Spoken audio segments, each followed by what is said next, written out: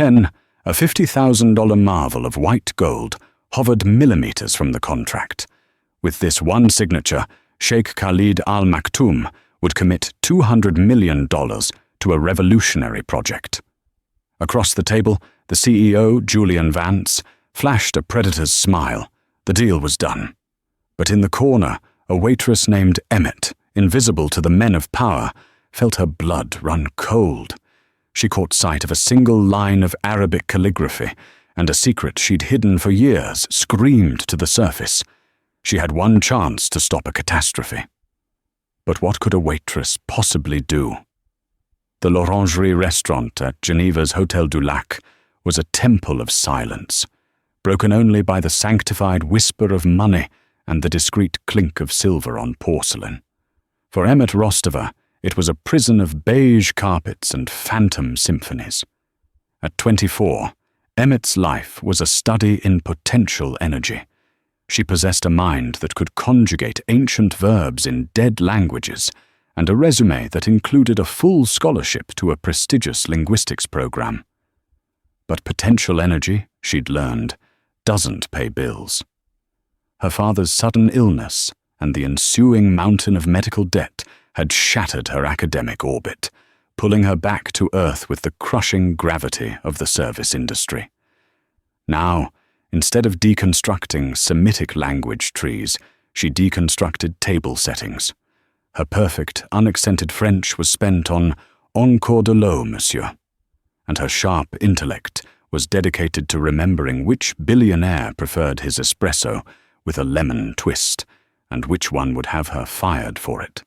Today, the tension in the private dining room was so thick she could have cut it with one of the restaurant's ceremonial fish knives. The table was occupied by two opposing forces. On one side sat Julian Vance. He was the prototype of new millennium wealth, a painfully expensive suit that looked casual, a disruptive tech haircut, and a smile so white it seemed to emit its own light. He was the founder and CEO of Aquagenesis, a firm promising to solve the world's water crisis. He spoke with the easy, broad-shouldered confidence of a man who had never, not once in his life, checked his bank balance before ordering dinner. On the other side sat the true center of gravity, Sheikh Khalid bin Rashid Al Maktoum. He was not a man of loud gestures. His wealth was not in his suit, which was a simple, impeccably tailored dark blue, but in the aura around him. When he moved, the world seemed to hold its breath. His chief of staff, a stern-faced man named Faisal, stood 2 paces behind his left shoulder, unmoving, his eyes scanning the room, the food, the waitstaff, and finding them all lacking. Today was the culmination of 6 months of negotiations. Vance was selling his miracle, a revolutionary desalination technology that would, in his words, make the desert bloom. The price tag for the pilot program, the seed investment, was $200 million. Emmett's job was simple. Be invisible. She glided in, her heavy silver tray balanced on one aching shoulder, and began the silent ritual of pouring the water. Her shoes, the one non-regulation item she insisted on, cheap black flats with cushioned insoles, made no sound on the thick wool carpet. She poured for Vance. He didn't look up. She poured for his legal counsel. He didn't look up. She approached Sheikh Khalid. He paused his conversation and looked directly at her. His eyes were not unkind, but they were heavy. They were the eyes of a man who had seen everything, bought most of it, and was still searching for something. He gave a slight, almost imperceptible nod of acknowledgement. Emmett poured the sparkling water, her hand perfectly steady, the bottle stopping just before the crystal rim. As she moved to the side, Vance was launching into his closing crescendo. And so, Your Highness, this isn't just an investment in technology, it's an investment in the future, a legacy. Vance's team began to circulate the final documents. They were thick, leather-bound, and embossed with the Aquagenesis logo. But Emmett's eye was caught by something different. One of Vance's associates, a man with a nervous energy named Boulos, slid a separate, single-page document across the table. It was not on standard paper. It was thick, creamy parchment, illuminated with a stunning, hand-painted border of geometric designs. At the center was a block of flowing Arabic calligraphy. "And this, Your Highness," Vance said, his voice softening, "is a personal gesture, a letter of partnership, a traditional arda or covenant, to show our profound respect for this historic moment." The Sheikh smiled, genuinely pleased. He was a man who valued tradition. He picked up the parchment, his fingers tracing the golden border.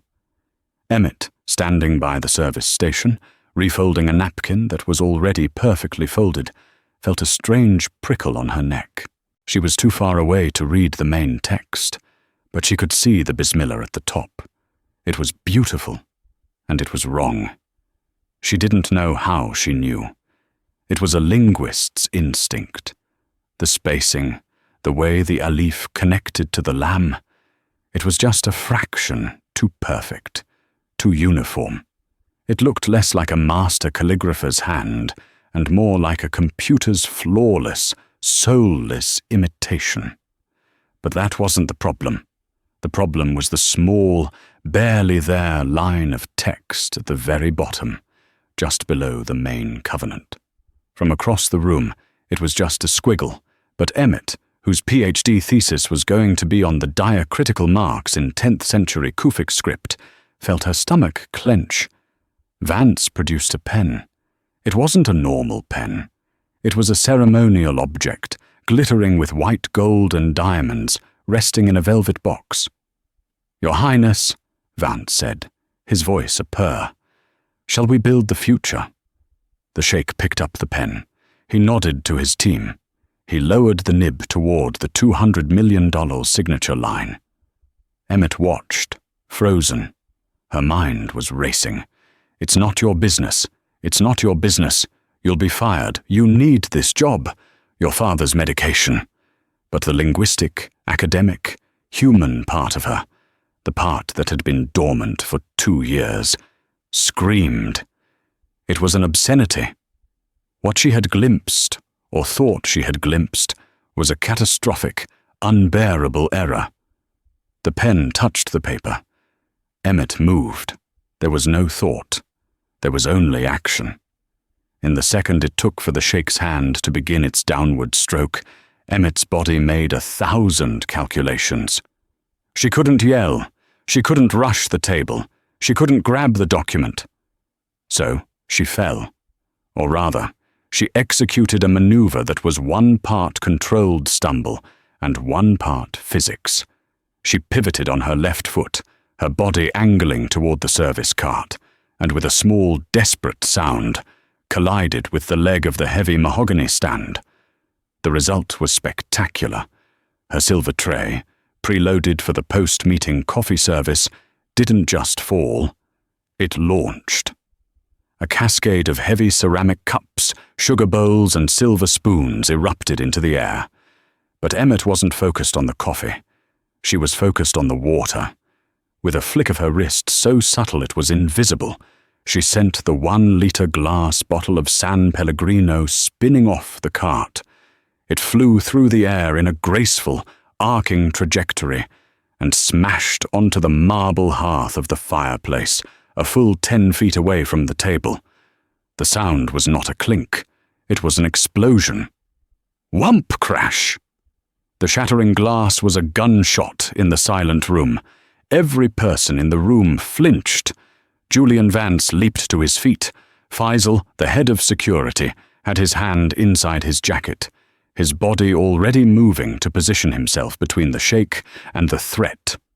The Sheikh himself just looked up, his hand frozen, the pen still poised over the document.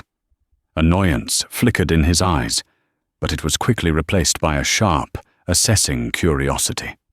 Emmett was on the floor, a picture of professional humiliation.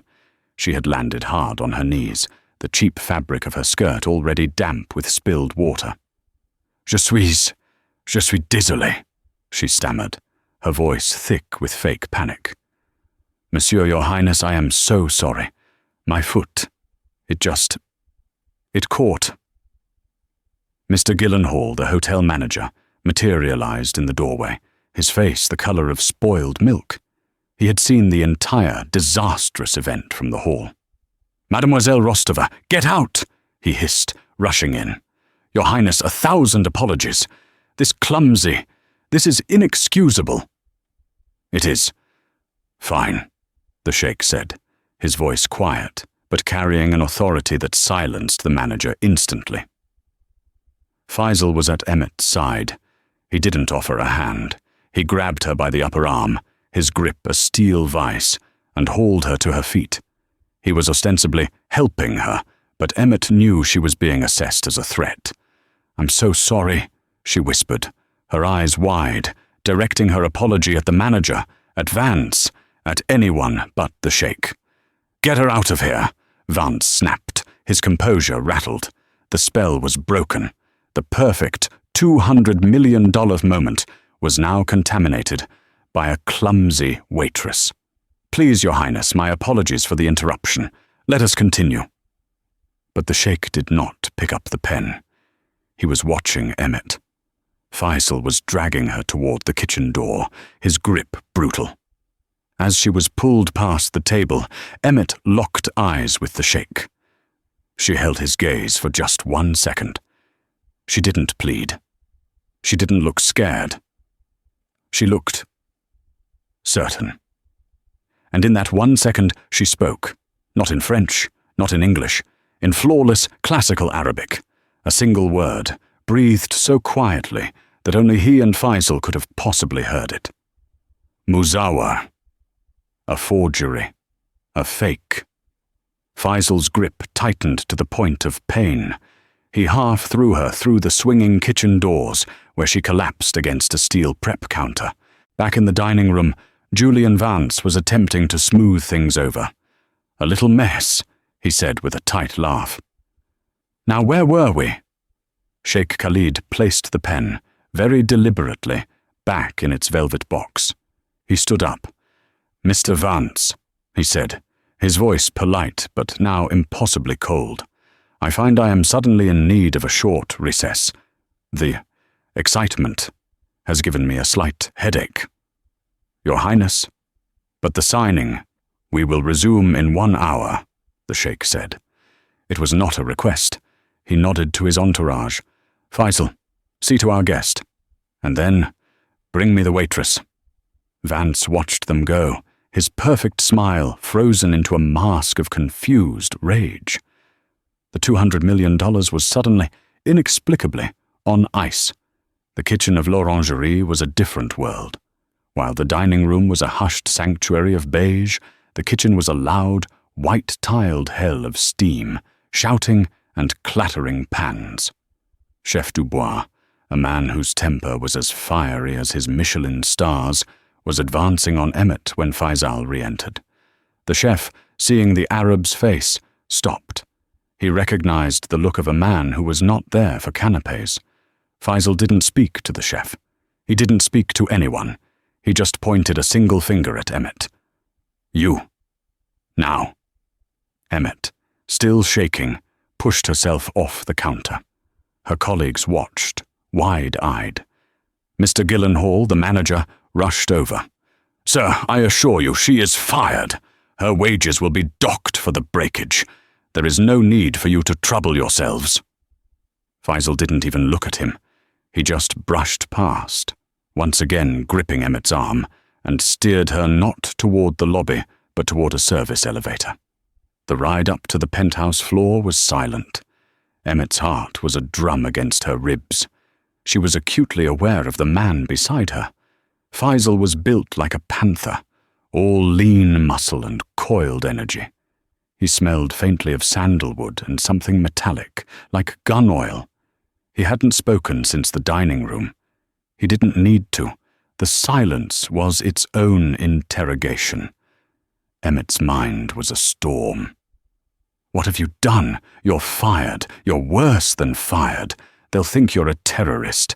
They'll think you're a corporate spy. Father's medicine. The rent. What have you done? The elevator opened directly into the private foyer of the royal suite. It was larger than her entire apartment. The carpets were so thick their footsteps were swallowed. Faisal marched her into the main salon, a vast room with a 2-story window overlooking Lake Geneva. Sheikh Khalid was standing by the window, his back to her, speaking rapidly in Arabic on his phone. He turned as they entered, and Emmett saw that the polite, reserved businessman from the dining room was gone. This was a different man. His eyes were like chips of dark ice. He finished his call and snapped the phone shut. "Leave us," he said to Faisal. Faisal hesitated. "Your Highness, it is not wise." "Leave us." Faisal bowed, his eyes never leaving Emmett, and backed out of the room, closing the heavy doors behind him. The silence was deafening. The sheikh walked slowly toward her. He stopped a few feet away, close enough that she could see the fine gold thread in his cufflinks. "You have 10 seconds, he said, his English as perfect as hers. "Before I have you arrested. You caused a disruption, you insulted my potential partners, and you risked a $200 million investment. 10 seconds. Start." Emmett swallowed. The fear was gone, replaced by a cold, sharp certainty. This was it. "I was a PhD candidate at Sorbonne, University of London," she said, her voice clear and steady. "My specialization was medieval Arabic linguistics and the history of calligraphy." The sheikh's eyebrow raised a fraction of an inch. This was not the answer he expected. "Go on." "What I did," Emmett continued, "was not an accident. I apologize for the deception and for the broken glass, but I could not allow you to sign that document." "You could not allow me?" The concept was so foreign to him, it was almost amusing. "No, because it is a muzawwa, a fake, a very, very bad one." "It looked beautiful to me," the sheikh countered, testing her. "It looked like the work of a master." "It looked like the work of a high-end laser printer," Emmett said flatly. "The ink is modern. The illumination is high-grade digital printing, not hand-painted gold leaf.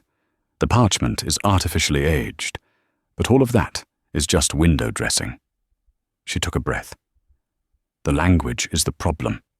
It's an insult." The sheikh crossed his arms. "An insult? How?" "The main text, the covenant," she said, using her fingers as air quotes. "It's fine. It's generic, flowery nonsense. It's what a first-year Arabic student would write. But it's the signature line, the blessing, the line just below your name." "What about it?" he asked, his voice now dangerously quiet. Emmett met his gaze. "Your Highness, the text says, Baraka Allahu fi amali al-sakhif, alladhi taqbalahu." The sheikh's face did not change, but Emmett saw his fingers clench. He knew the words, but she translated them anyway, for the record. "It means, may God bless this petty work, which you accept." The air vibrated. "It's a phrase, a very obscure one, from the 12th century, Emmett explained, her academic self taking over. "It was used by the scribes of the Almohad Caliphate as a hidden insult. It was the blessing they were forced to write on edicts from minor, illiterate warlords who they considered their inferiors. It's a scribe's curse. It blesses the petty work and mocks the recipient for being too foolish to see the insult." The sheikh was completely still. "To put that line on a document for you to sign," Emmett finished, her voice trembling slightly, "is not just an error. It's a declaration. They are calling you a minor, illiterate warlord, too stupid to know he is being mocked. This isn't a business deal. It's a humiliation." For a full minute, Sheikh Khalid didn't speak. He walked to the window and stared down at the jet d'eau plume spraying high into the Geneva sky. The only sound was the distant, wealthy hum of the city. Emmett's heart hammered. She had just accused her potential savior of being called a fool. She had gambled her entire life on a linguistic nuance. Finally, he turned around. His face was a mask of cold fury. "Faisal!" he barked. The door flew open. Faisal was there, his hand on his weapon. "Get me Mr. Boulos," the Sheikh commanded. "The cultural expert from Mr. Vance's team. Get him now, and get me everything on a company called Aqua Genesis. I want to know where Julian Vance slept last night and what he had for breakfast. Use the full resources. I am authorizing Protocol 7. Faisal's eyes widened, just slightly. Protocol 7. This was no longer a business matter. This was state security. "At once, Your Highness." He was gone. "Mr. Boulos," the Sheikh mused, turning back to Emmett. "He is the one who presented the document. He is Lebanese. He, of all people, should have known." "He knew," Emmett said. "That's the point. That's not a mistake a native speaker makes. That is a mistake a native speaker uses, deliberately." "You are very confident, Mademoiselle Rostova, for a waitress." "I am confident in my field, Your Highness," Emmett replied. "That document was designed to be beautiful, to appeal to your sense of tradition, and it was designed to be your downfall." "My downfall? It is an insult, yes, a deeply offensive one. But a $200 million deal has allowances for cultural error." "Is it an error?" Emmett pressed. "Think. You sign it. You, the great Sheikh Khalid Al Maktoum, sign a document that secretly mocks you. The deal goes through. The money is transferred. And then, what happens? A month from now, a year from now, a photograph of that signed document is leaked to the press, to your rivals, to Al Jazeera. A linguistic scholar, someone like me, is paid to discover the hidden insult. And suddenly, you are not the savvy investor. You are the buffoon who signed his own humiliation. You are the petty warlord. The entire Gulf would laugh.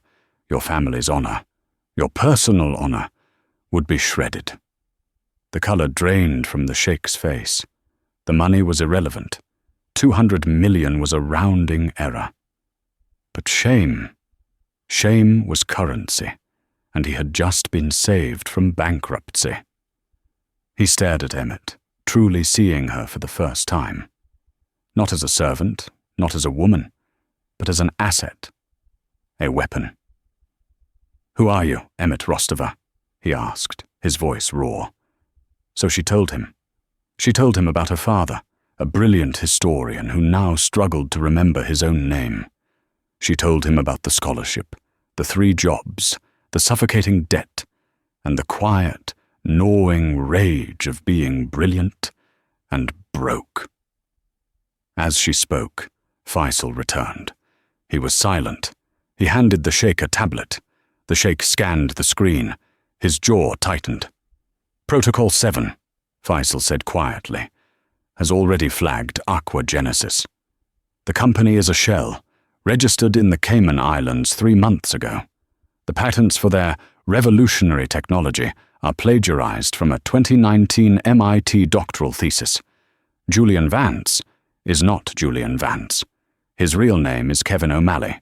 He is a disgraced ex-lobbyist with ties to several interested parties." "And Boulos?" the Sheikh asked, not looking up.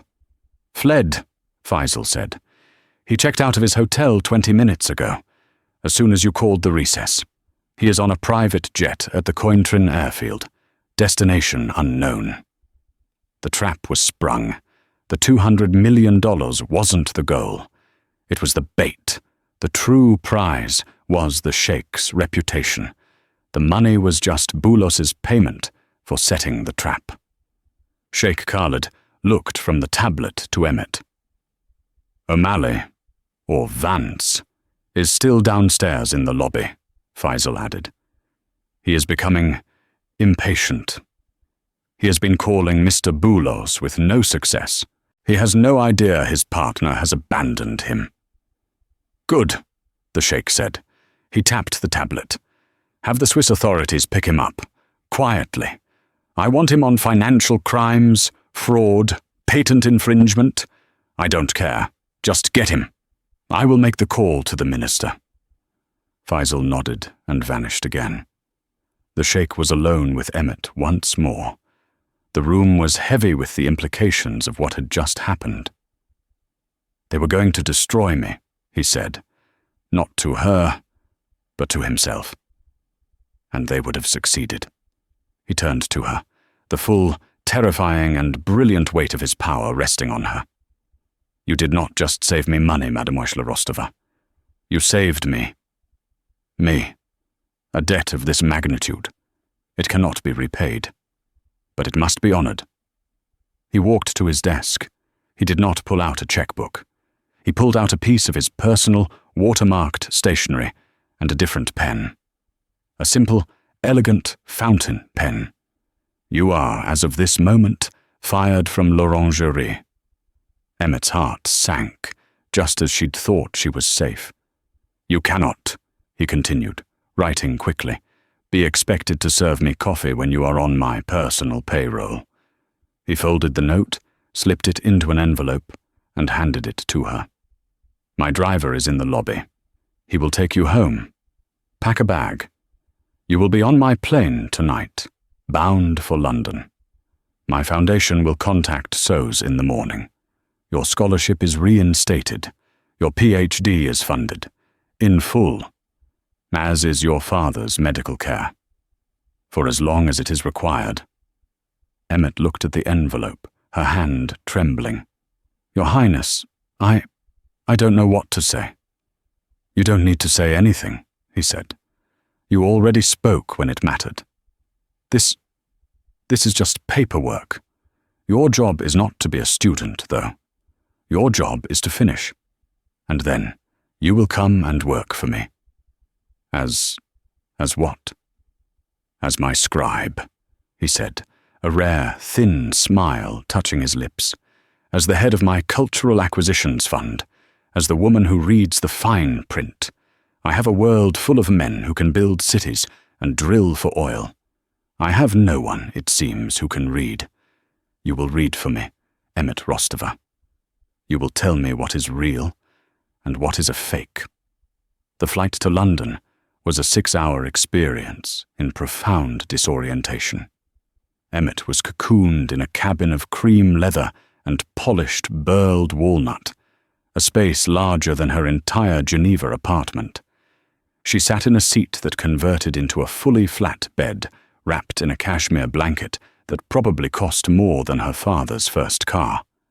She sipped, ironically, on a glass of San Pellegrino, served by a flight attendant who spoke to her with the deference one might reserve for royalty. She hadn't packed. She had no luggage. Faisal had simply reappeared at her apartment door, the lock on her cheap flat having been bypassed without a sound, and handed her a single, heavy, matte black credit card. A representative will retrieve your essential belongings, he had said, his voice flat. Everything else will be replaced. This was not gratitude. It was, she thought, the most luxurious kidnapping in history. She felt weightless, unmoored from her own life. The crushing gravity of her debt, her father's illness, the rent, the cheap, worn-out shoes. It had all been her reality, her entire world, just 3 hours ago. Now it was gone, as if it had never existed. She was now property of the Al Maktoum sovereign wealth, and she felt a terrifying, icy thrill mixed with a profound sense of loss. She was no longer her own. When the Gulf Stream landed at a private terminal at Luton, she was not met by customs.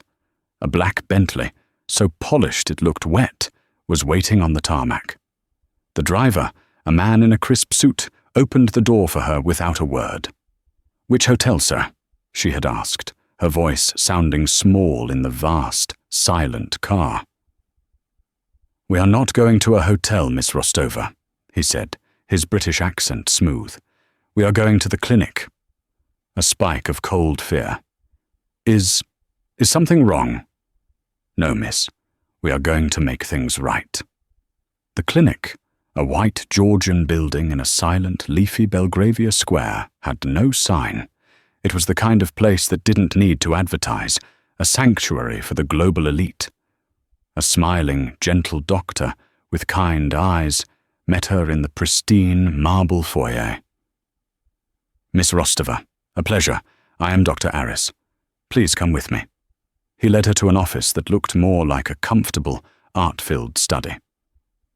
"I must admit, Your Highness's directive was unusual, but we are prepared," he said, offering her a tea. She declined, her hands clasped too tightly in her lap. "His Highness," Dr. Aris continued, his voice soft, "has taken a deep, personal interest in your father's case. We've had your father's charts flown in from America. They arrived an hour ago. But he's in a state facility. The care it's all I could afford." "Yes, we know," the doctor said, his kindness not masking the bluntness of the assessment. "His Highness's father, the late Sheikh Rashid, suffered from a similar cognitive decline in his final years, a vascular dementia. It is a cruel, terrible disease. As a result, this facility, and my own research, is funded entirely by the Al Maktoum family. We have, I can say with some confidence, the world's leading specialists on staff. We are not just a clinic, Miss Rostova. We are a research institute." He steepled his fingers. "Your father will be on a private medical transport by the end of the week. He will have a private suite here. He will have a team of neurologists, historians, and therapists. We will do everything that is humanly and technologically possible." Emmett just stared at him. The sheer scale of the words, private transport, team of neurologists, historians, was too vast to comprehend. "But the cost," she whispered, the old, familiar panic rising in her throat. "I can't. There's no way I can ever—" "Miss Rostova," the doctor interrupted, his voice gentle but firm. "Please understand, there is no cost. You are family now." That is the term His Highness used. And it was that word, family, that finally broke her. She broke down. It was not a quiet, dignified cry. It was a raw, racking sob, the sound of 3 years of terror, exhaustion, and suffocating guilt being ripped out of her. She sat in the priceless antique chair in her rumpled waitress uniform and wept for the crushing, unbearable relief of a burden lifted. The next day, she was on the campus of SOAS, University of London. The Dean of the Near and Middle East Studies Department, a man who hadn't found time to answer her desperate emails for 2 years, met her personally at the main entrance, his hand outstretched, his smile too wide. "Emmett, Miss Rostova, what a truly magnificent return," he gushed, helping her with the laptop bag the Bentley's driver had provided. He walked her to the department, babbling. "We were so distressed when you had to pause your studies. But this is extraordinary. A most generous new endowment from your sponsor has been established. In your name, of course." He gestured to a new, gleaming brass plaque on the library wall, the Rostova Grant for Linguistic Preservation. "It's already the talk of the faculty," the dean beamed. "We have your old office waiting." Well, not your old office, of course. Not that shared desk in the basement. A proper office, on the 4th floor. With a window. Your supervisors are eager to resume. At your convenience, naturally. Emmett stood in the hallway, the smell of old books and floor wax filling her nose. Her old life was being handed back to her, polished, upgraded, and gift-wrapped. And as she looked at the dean's fawning, opportunistic face, the last of her relief evaporated, replaced by a cold, sharp, and final understanding. This was not gratitude. This was a purchase. This was a transaction, as clear as any stock trade. The clinic, the scholarship, the grant, it was a $10 million signing bonus, and the plaque with her name on it was the brand. She was no longer just Emmett Rostova. She was a piece on Sheikh Khalid's chessboard, an asset, and he had just placed her exactly where he wanted her. For 2 weeks, she lived in this strange limbo, reacclimating to the academic world she loved, but with a new, disquieting sense of distance. She was a ghost, haunting her own life. Then, just as she was settling in to deconstruct a 12th century text, her phone, the new, encrypted one that had been provided, vibrated. A single text. Faisal, the Sheikh requires your presence. Abu Dhabi. Car in 1 hour. The private jet again. The oppressive, silent luxury. This time she was not taken to a palace. She was taken to a gleaming, steel and glass tower that pierced the impossible blue of the Arabian sky. The headquarters of the Sovereign Wealth Fund. She was shown into a conference room that looked less like a meeting place and more like a NASA command center. A vast, curved screen dominated one wall. Sheikh Khalid was there, not in his Western suit, but in a simple, elegant white kandura. He looked more powerful here, in his own element, less a businessman and more a king. "Emmett," he said, not rising, gesturing for her to sit. "Welcome. You have rested. You have seen your father settled. Good.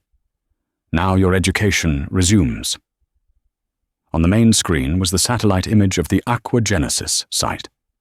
"This," he said, pointing, "is the worthless patch of sand on a disputed border, which we now know was the entire point. The $200 million was a 2-part trap. The first part, the humiliation, you deftly handled. The second was geopolitical." He zoomed in. "The land is technically ours, but a rival nation, and more painfully, a rival branch of my own family, has been claiming it for decades." His voice was laced with a cold, aristocratic venom. "Had I signed, I would have funded O'Malley's Shell Corporation. He and Boulos would have vanished. The project would collapse. And then, my cousin would have stepped in." He pulled up a dossier with a man's face. He looked, Emmett thought, like a crueler version of Khalid. He would have seized the abandoned American technology as a security precaution. In doing so, he would physically occupy the disputed land, using my own money to fund his land grab, all while holding that insult document over my head as blackmail to prevent me from retaliating. It was brilliant, it was vicious, and it had almost worked. "Kevin O'Malley is in a Swiss prison, singing," Khalid said, dismissing him with a wave. "He is a common fraudster. He is irrelevant. But Boulos is the one I want. He is the ghost." "The cultural expert," Emmett said. "My cousin's cultural expert," Khalid corrected her. "He has been a mole in our operations for a decade. He planted the seed of this investment with my own team. He knew my desire for a legacy project, for a green solution. He read my profile. He used my own ambition against me. Where is he? He is where money hides. London, Zurich, Monaco. But he has one weakness, the same as any academic." The Sheikh looked at her, a strange, predatory light in his eyes. "He has an ego." On the screen, he pulled up a new file. It was a digital copy of an auction catalogue from a major London auction house. "Manuscripts of the Maghreb. In 3 days," Khalid said, "this auction takes place. And lot 214 is this." A new image appeared, a single breathtaking page of indigo-dyed vellum illuminated with text written in pure gold Kufic script. Emmett stopped breathing. "The Kufic lion," she breathed, Khalid's eyebrow raised. "You know it." I've written about it," she stammered, her academic self rushing to the surface. "It's a myth, a 9th century Quranic manuscript from Al-Andalus, rumored to be written by the calligrapher known only as the Lion of Cordoba. It's been missing since the 16th century. It's priceless." "It's not a myth," Khalid said, "and it's not priceless. The estimate is £30 million. Mr. Boulos has been chasing this manuscript his entire academic life. It is his holy grail. Our intelligence indicates he has used his down payment from my cousin to create a new, clean identity. He will be at that auction. He cannot not be there." "You're going to have him arrested," Emmett said. "No." Khalid's voice was flat and cold. "If he is arrested, he is a prisoner. He is a problem. If he is neutralized, he is forgotten. I am not an assassin, Miss Rostova. I am a businessman. I am going to ruin him. I will take from him the one thing he loves, the very thing he used his traitor's gold to buy. I will leave him with nothing but his shame and his debt." He turned, the full weight of his authority, his power, and his expectation resting on her. "And you are going to help me." The auction room at Sotheby's was a world away from the stainless steel chaos of the l'Orangerie kitchen. This was a different kind of service industry, one that catered to the appetites of the soul rather than the stomach. The room was a hushed, wood-panelled cathedral of commerce, the air thick with the scent of old money, expensive perfume, and an almost visible layer of anticipation. The silence was heavy, broken only by the rustle of catalogues and the auctioneer's polished, aristocratic monotone. Emmett sat in the 3rd row, stage left. She was, to the casual observer, just another player in a room full of them. But she was not playing. She was executing. The transformation was absolute. The clumsy, ill-fitting waitress uniform was a ghost, replaced by a tailored black Armani suit that whispered of authority with every move. Her hair, once pulled back in a simple practical bun, was now in a severe, elegant chignon that highlighted the sharp intelligence in her eyes. A single, flawless pearl earring sat in each ear, a quiet signifier of wealth so profound it had no need to shout. She was not Emmett Rostova, the brilliant, broke linguist. She was Paddle 117, a designated number, an abstract of immense financial power. Beside her sat a nondescript man in a simple grey suit. He was, she knew, a senior finance officer from the Al Maktoum Sovereign Wealth Fund. He had not spoken a word to her since they met in the lobby, save to hand her the paddle. He was her anchor, the living proof that her bids were not fantasy. Sheikh Khalid was not there. He was, officially, in a critical diplomatic meeting in Riyadh. In reality, he was in the royal suite at the Dorchester, less than a mile away, watching a high-definition, multi-camera live feed of the room, a glass of kahwa in his hand. His instructions to Emmett had been simple, delivered by Faisal that morning. "Mr. Boulos is a gambler who thinks he is an academic. You are an academic who must now become a gambler. Do not bid from emotion. Bid from my wallet. And my wallet, Emmett, is bottomless. His is not." Emmett's eyes, shielded by the perfect, cool mask she had built, scanned the room. She had been here for an hour, tracking the exits, the security, the other bidders, and she had been tracking him. He was in the back, near the standing room only section, trying to blend in. Boulos. He was thinner, his face gaunt and pale. The lush, arrogant beard was gone, replaced by a nervous, patchy stubble. He wore thick, wire-rimmed glasses, a pathetic attempt at a disguise. He was a man running on adrenaline and stolen money, a ghost haunted by his own treachery. He thought he was invisible, but to Emmett, his greed was a searchlight. He vibrated with a desperate, obsessive energy that was painfully obvious. He was a man who had burned his entire world behind him for this moment, for this one object. "Lot 212, the auctioneer intoned, his voice smooth as oiled mahogany. A minor, if beautiful, Persian miniature. It sold for £800,000. Lot 213, a set of 16th century Ottoman daggers, allegedly from the Topkapi Armory. 1.2 million. The room was warming up. Emmett sat perfectly still. Her hands were folded in her lap. The finance officer beside her might as well have been carved from stone. And then, silence. A different kind of silence. The room held its collective breath. "And now, ladies and gentlemen," the auctioneer's voice dropped, taking on a tone of reverence. "Lot 214, the one we have all been waiting for, the Kufic lion, the lost Quran of Cordoba." Two attendants in white gloves brought it forward, placing it on a velvet-draped dais under a dedicated spotlight. It was breathtaking. Even from the third row, Emmett could feel its power. It was not just a book. It was a nexus of history, art, and faith.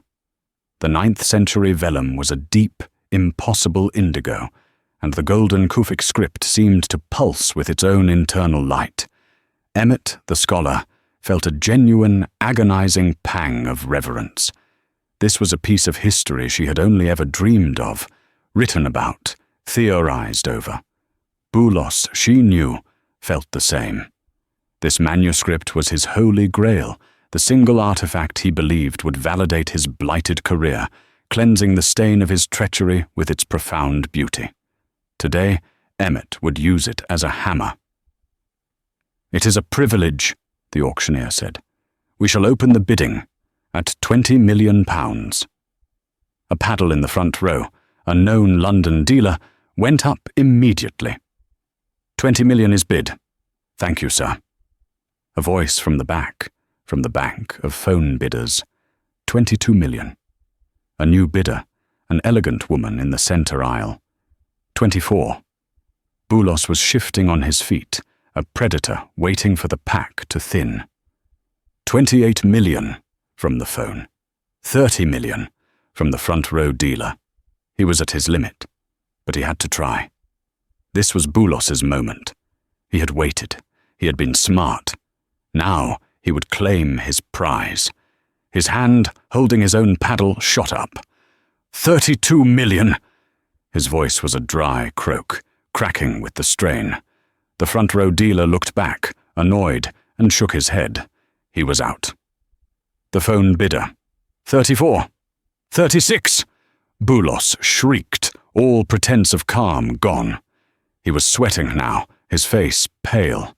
This was his edge, the absolute limit of the $20 million he'd stolen, now leveraged and laundered into a clean credit line. A long, agonizing pause. The phone bidder was silent. The representative on the phone shook their head. They were out. Boulos was vibrating.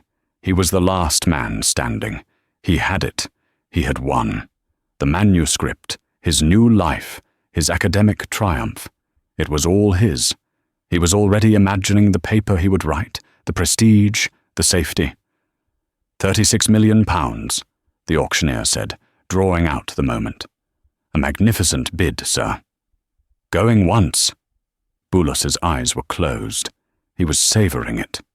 Going twice. 40 million. The voice was Emmett's. It was not loud. It was perfectly clear, calm, and cut through the room like a shard of ice. The sound of the room stopped. It was as if the audio had been cut. The auctioneer froze, his gavel halfway in the air. Every head, including Boulos's, snapped toward her. Boulos's eyes, wide and bloodshot behind the ugly glasses, stared at her. He felt a flicker, not of recognition, but of pure, unadulterated hatred. Who was this woman? Where did she come from? He didn't see a waitress. He saw a last-second rival, an unknown variable that threatened to destroy his entire, carefully constructed fantasy. He was frantic, his mind racing. He was on his phone, not calling a bank. It was too late for that. But checking his own math, the absolute last dregs of his leveraged credit. He had a tiny bit of flex. He could go one more, just one. It would beggar him, but he would have the manuscript. 41 million, he stammered, his paddle shaking wildly. It was not a bid. It was a desperate plea. The auctioneer turned back to Emmett. The room was silent. Emmett did not hesitate. She did not look at her finance officer. She did not even look at the auctioneer. She turned her head, just slightly, and looked directly, contemptuously, at Boulos. 45 million, she said, her voice laced with the unmistakable profound boredom of the truly infinitely wealthy. It was the most violent act she had ever committed. The number, $45 million, was irrelevant. It was the ease. It was the £4 million she had just bid, an amount that could buy a small castle without so much as blinking. It was the casual, dismissive finality of her tone. That is what broke him. Boulos physically deflated. The air, the hope, the panic, it all rushed out of him, leaving a hollow, grey shell. He was ashen. He was ruined. He had leveraged his entire $20 million payment from Khalid's rivals for this.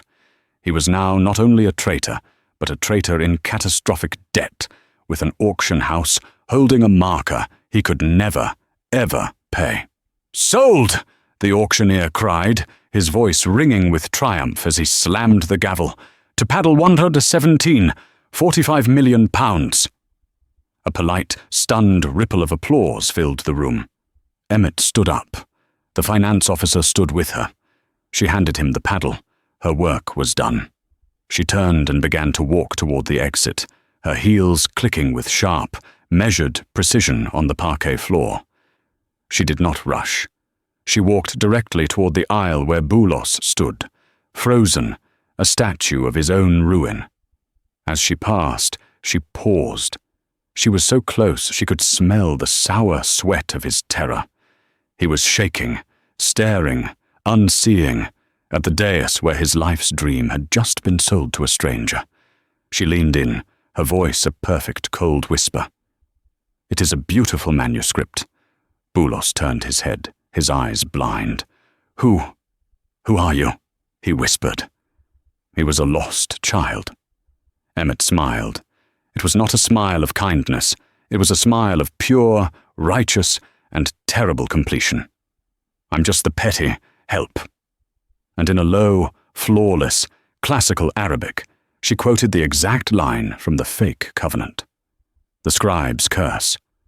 "Baraka Allahu fi amal al-sakhif allathi taqbalahu." For a single, silent second, the words hung in the air. Boulos's brain, his scholar's brain, processed the grammar, the context. And then, his bloodshot eyes focused. The recognition was not a gentle dawn, it was a detonation. He wasn't just seeing the woman in the Armani suit. He was suddenly, horrifically, seeing the clumsy waitress from Geneva. He saw the spilled water. He saw the muzawwar. He saw the entire, brilliant trap. He saw his $20 million scam, his $200 million humiliation plot, and his 9th century holy grail, all snatched away, not by a rival sheikh, but by the waitress. The petty work and the petty help had just collided, and he was the one being mocked, the illiterate warlord who was too stupid to see it. The humiliation was so profound, so total, it bypassed thought and went straight to animal rage. "You!" he roared, a strangled cry ripping from his throat. He lunged for her. He never had a chance. Before he could take a single step, two of the auction house's security staff, two men who looked more like partners in a law firm than bouncers, were on him. They were Faisal's men, British, impeccably suited, and utterly ruthless. They didn't punch him. They didn't wrestle him. They simply absorbed his lunge, each taking an arm, lifting him from his feet as his legs buckled. "This way, sir," one of them murmured, his voice politely bored. "There seems to be a problem with your finances." They bundled him out a side door, not toward the lobby, but toward a service exit and the cold alleyway beyond. He was not being arrested. He was being erased. His new, clean identity would be flagged by morning. His bank accounts, all tied to the leveraged auction bid he'd just defaulted on, would be seized.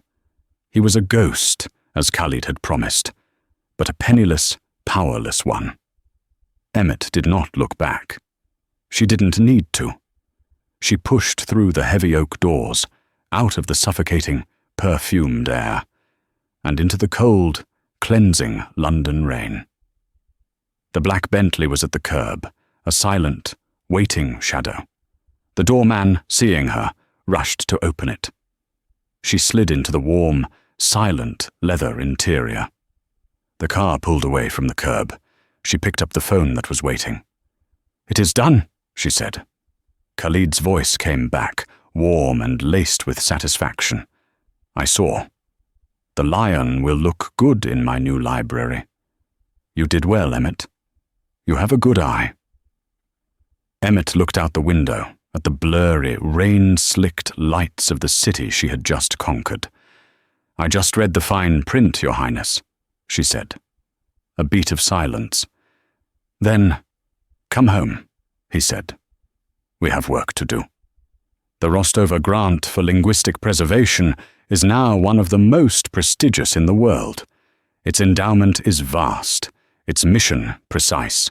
It quietly funds dozens of struggling postgraduates, grizzled field researchers, and quiet archivists, the very people Emmett Rostover used to be, all dedicated to saving the languages and histories of the Middle East from the erosions of time and conflict. Its benefactor is anonymous, but its administration is famously, ruthlessly efficient. Emmett Rostover never finished her PhD. She didn't need to. The parchment that would have declared her doctor was rendered meaningless. She had traded the quiet theory of the library for the loud, kinetic reality of the world. She had discovered that the title on a door was infinitely less valuable than the power to open it. In the hushed, high-stakes circles of international finance and diplomacy, she is known only as the Scribe. Her official title is Chief Cultural Attaché for the Al Maktoum Sovereign Wealth Fund. Her office is on the 80th floor of the main tower in Abu Dhabi, a silent, minimalist space of glass and cool stone, with a single, staggering view of the Arabian Gulf. From here, she is the final word.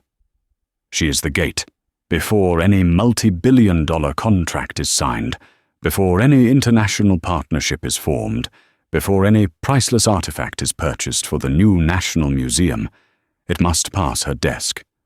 She is the final look, the last line of defense.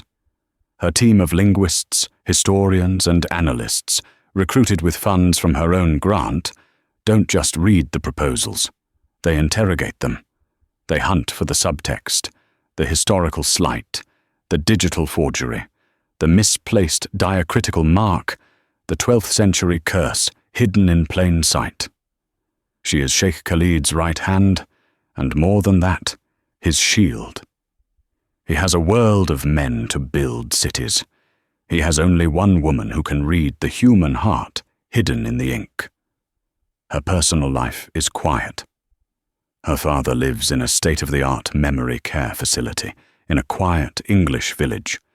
It's a place designed not just to medicate, but to engage. His nurses are supplemented by graduate history students, paid a generous stipend by the Rostover Grant, to sit, listen, and dutifully record the brilliant historian's stories, the ones he still remembers. Emmett's entire crushing debt was cleared with a single, silent wire transfer, an afterthought in the Al Maktoum fortune, but the bedrock of her new life. On her own desk, a vast, clean expanse of black marble, sit two objects. The first is a small framed piece of papyrus, a genuine 10th century fragment of poetry she liberated from a corrupt dealer's collection during a hostile acquisition. It's a trophy, a symbol of her expertise and the power she now wields to protect the history she loves. The other object sits under a small, museum-quality glass cloche. It is a single, cheap, black flat, the cushioned insole worn through, the heel scuffed. It's the shoe she was wearing that day in Geneva. It is her most important possession. It's a reminder, she tells the rare visitor who dares to ask, of where she came from. But it is more than that. It is a warning. It is her anchor to humility, the one thing that keeps her vision sharp. It reminds her that she was once invisible. It reminds her that true power isn't in the suit or the title or the 80th floor view. It reminds her that the most dangerous, fine print isn't on the page. It's the people you're trained to ignore. The world is built on stories, but it runs on language. Emmett's story shows us that true power isn't always in the boardroom. Sometimes it's hidden in plain sight, held by the people we're trained to ignore. A single piece of knowledge, a single moment of courage, can change everything. It can unmask a $200 million fraud and topple a traitor. It proves that your unique skill, the thing you know that no one else does, is your superpower. What hidden language do you know? Thank you for watching. If this story fascinated you, like this video and share it with someone who loves a real-life thriller. And for more stories about the hidden heroes and secret histories that shape our world, hit that subscribe button and ring the bell. You never know what you might discover.